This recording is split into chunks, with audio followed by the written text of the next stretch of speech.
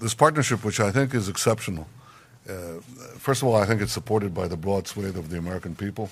We appreciate that, the fact that we have a broad base of support in the United States, but we also know that our alliance in recent years has never been stronger. It's an unbreakable bond that's based on shared values of liberty and democracy and shared interests to fight the enemies of democracy, the enemies of our way of life, the terrorists that plague, that prowl our airspace and prowl our countries. And I think that working together, we've been able to achieve an enormous amount.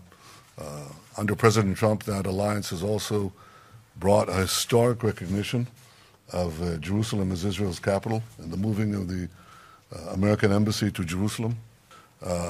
I think that no less historic is the president's decision to walk away from the disastrous nuclear deal with Iran.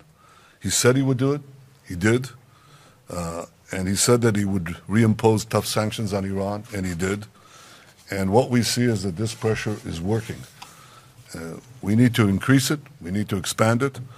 And together, the United States and Israel are working in close coordination to roll back Iranian aggression in the region and around the world.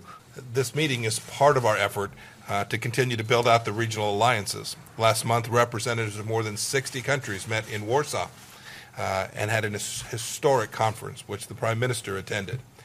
Arab and Israeli leaders discussed ways to end the war in Yemen, to manage refugee crisis, to confront radical Islamic terrorism, and to stop Iran's regional rampage. With the dark wave of anti-Semitism rising in Europe and in the United States, all nations, especially those in the West, must go to the barricades against bigotry. Our challenge is especially urgent as the hot rhetoric of prejudice cloaks itself in the language of the academy, or of diplomacy, or public policy. Sadly, we in the United States have seen anti-Semitic language uttered even in the great halls of our own capital. This should not be.